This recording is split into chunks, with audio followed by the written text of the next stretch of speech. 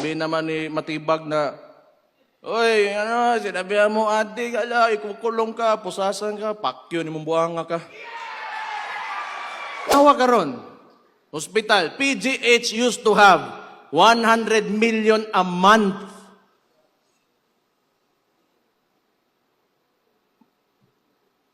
Nasaan ngayon? At ni Marcos, ang ginawa ni Marcos, because PRD opposed this kind of political system, pinadala niya sa Netherlands, putang ina siyang gago sa.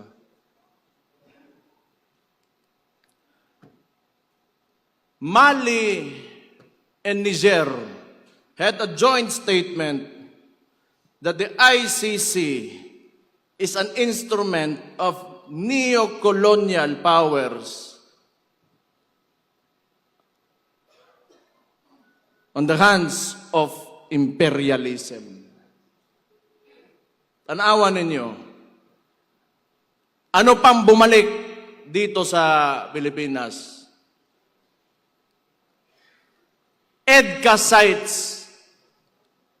Kung kailan yung panahon ngayon, nagkakagulo, nagmamahal yung preso doon sa Gulf area, sa Middle East. And they want to bring war here in the Philippines. Nagtatayo ng mga military bases. And there's rumors that they want to put up a military base in the Davao region. For what? Who will benefit from war? Ito kasing si Marcos, they want us divided. That's why, yung independence ng Mindanao, do not subscribe to that, sinasabi ko sa inyo. Lahat tayo Pilipino. Bago pa dumating yung mga dayuhan dito sa Pilipinas, Pilipino na tayong lahat. Ito, kaya sinabi ko yan, nagbanggit ako ng Amerikano, sasabihin na naman nila, pro-China kami, pro-China ako. Tatanungin ko lang kayo,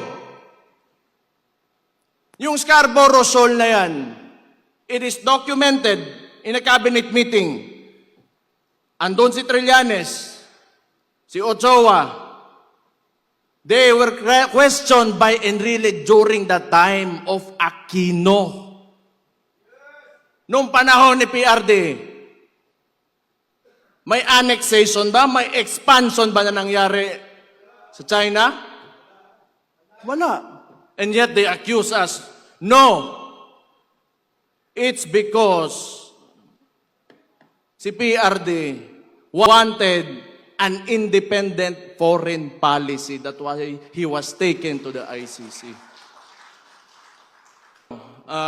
Ang sinasabi ko lang, si PRD kasi binangga talaga yung mga issues ng Pilipinas that have been encumbering us from, socio-economic growth. I do not know. Maybe, probably, these oligarchs do not want the Filipinos to know. Kasi nga, pag ikaw may negosyo, you do not like competition eh. And when you give everybody a chance, an opportunity to, lift themselves out of poverty, then you get a mind of your own. Tapos magkakaroon, they will speak against you and, criticize. Ayaw nila nun. They will not profit from it. So muna, katong na presidente akong amakan, muna suko kaya na sila, galit sila kay PRD kasi siningil yung tax, pagbabayarin sila yung utang nila sa gobyerno. And for what? It's because so that money can be used for people. Tanawa ka ron. Hospital. PGH used to have 100 million a month.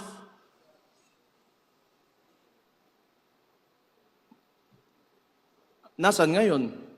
60 billion, nakita nyo kanina. Kinuha sa PhilHealth. Minimum wage earner.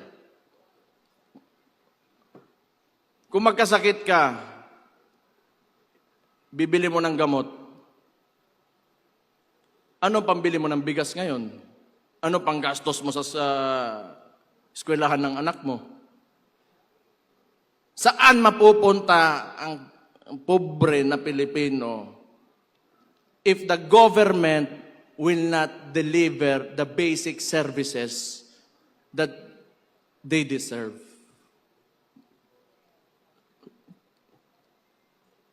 Do you think, pag ito tuloy-tuloy pa rin, may bansa pa tayo? Do you think na we will have, our children will live in a future where they can live comfortably?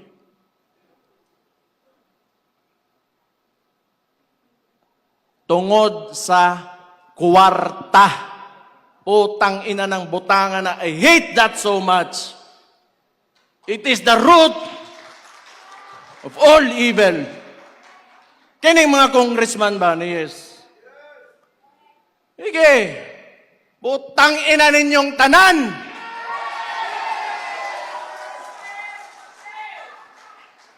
Kamo, musod mo politika. Papasok kayo ng politika.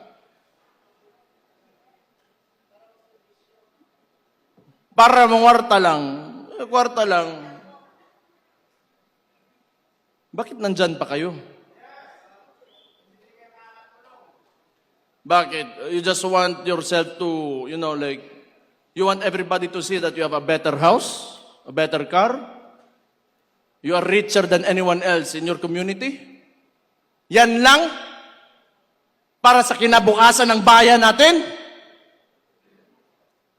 Utang ina, umalis na kayo dyan.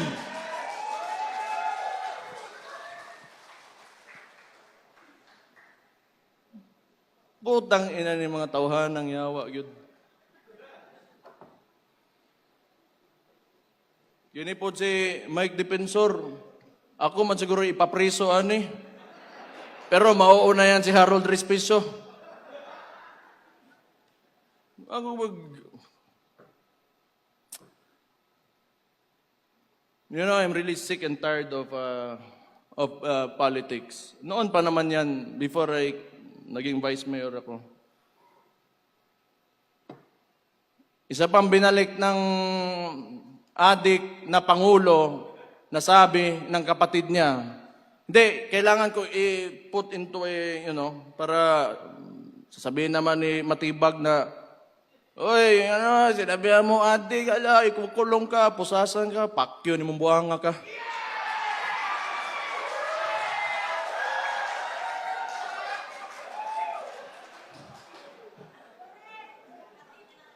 Bisaya pa, lo ni mo, choy.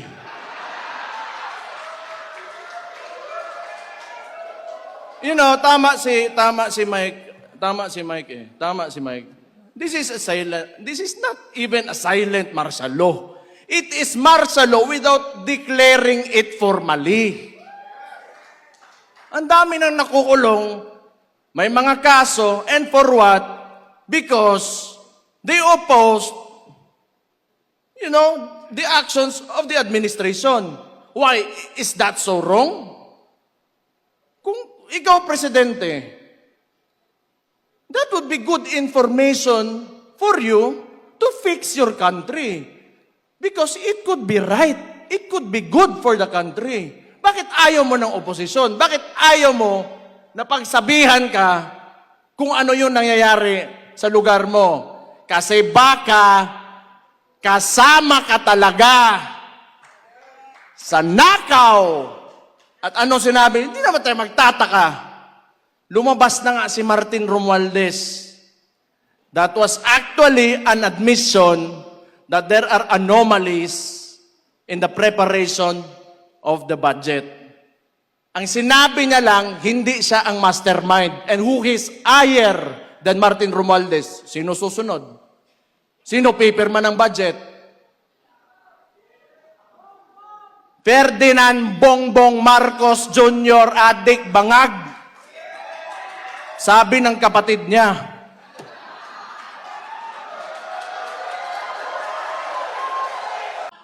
Matibag!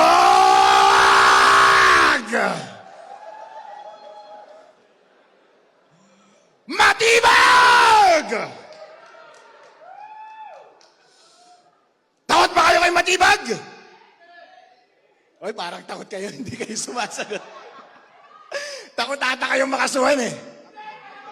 Oh! Iparinig nyo ito sa NBI sa Manila. Takot ba kayo kay Matibag? Isa pa. Takot ba kayo kay Matibag? Takot ba kayo kay BBM?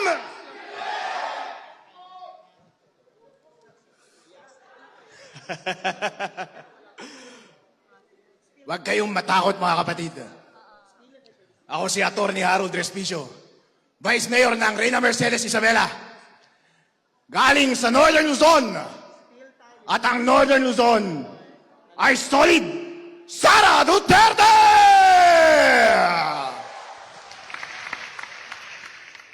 At kami doon sa Northern Luzon ay hindi natatakot. Kahapon, si Matibag, kinasuhan ako. Inciting to sedition. Inciting to rebellion. Bigyan natin siya ulit ng dahilan para kasuhan ako today. Gusto niyo yan? Alright? Kinakabahan niyo man, nakaupo sa harap. Si Mike ang dami ng kaso. Nakasuhan rin yan kahapon eh. Nakasuhan rin si Senator Marcoleta. Para takutin kayong lahat. Pero natatakot ba kayo? Natatakot ba kayo? Alright! Maganda yan! Kapag sinabi ko Matibag, sagutin ninyo yung damdamin nyo sa kanya. Pwede niyong sabihin, I love you. Or pwede niyong sabihin ng ibang bagay, okay? Lakasan ninyo, ha? Hindi yon inciting. Kasi tinatanong ko kayo, sumasagot lang kayo. Freedom of speech yun, di ba? Alright. Matibag! Alright. Isa pa. Lakasan ninyo, ha? Matibag!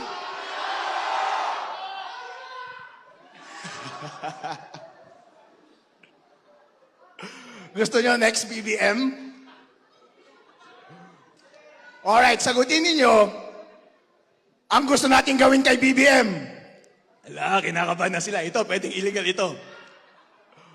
Pero sabi nila, kinasuhan ako dahil meron akong sinabi nung nakaraang Rage Visayas. Tinanong ko kasi sila dun sa Visayas eh. Gusto nyo na ba silang patayin? Ay, wag kayo sumagot! Diyan tayo kinakasuhan eh. Kasi sinabi ko, gusto nyo na ba silang patayin? Hindi. Ang sinabi ko, gusto nyo na bang patayin? Alright, sandali. Pero ang korupsyon, hindi ba? Yun ang tinanong ko. Pag nagtatanong ka, hindi inciting yun, di ba? I'm just asking. And sumasagot lang kayo.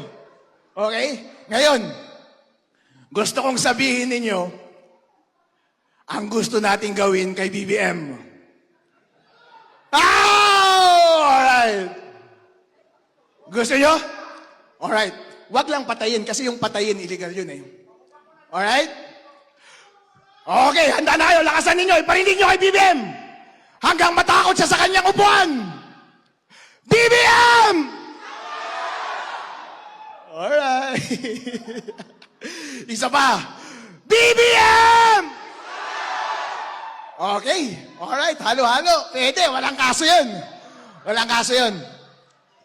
Ito, isang tanong ito. Wala ulit kaso ito. Pero gusto kong tanungin sa inyo, ang sagot sa gusto nating gawin sa korupsyon. Pwede nating sagutin, panatilihin. Pwede rin naman nating sabihin, patayin. Alright? Lakasan ninyo, ha? Anong gusto nyong gawin sa korupsyon sa Pilipinas? Patayin!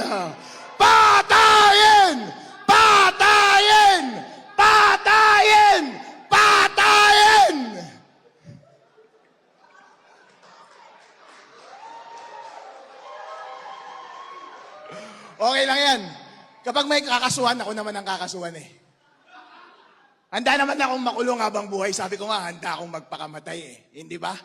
Eh sabi nila, inciting daw yun kapag sinasabi kong handa ba kayong magpakamatay o handa akong mamatay? Eh si Ninoy Aquino nga, sabi niya Filipinos are worth dying for. Pero inciting ba yun? Hindi.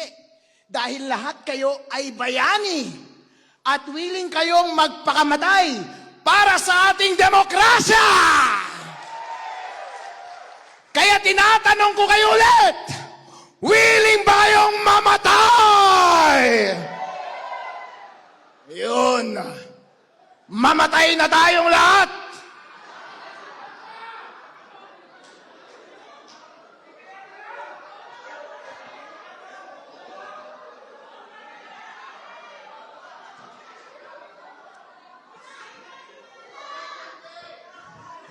Sinong uunahin natin? Alright. Krimen yan. Kayo ang dapat kasuhan, hindi ako.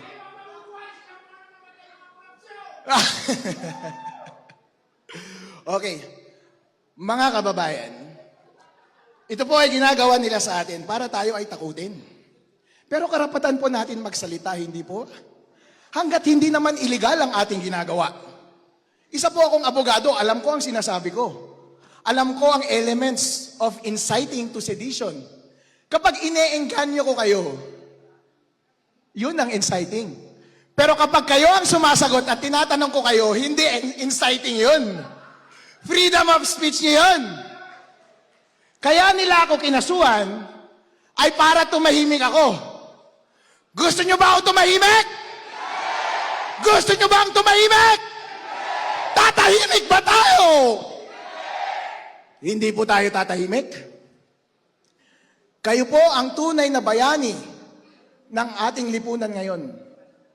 Dahil kayo po ay nag-ingay, meron po tayong nagawa. Meron tayong upper hand ngayon sa Senate. Yay!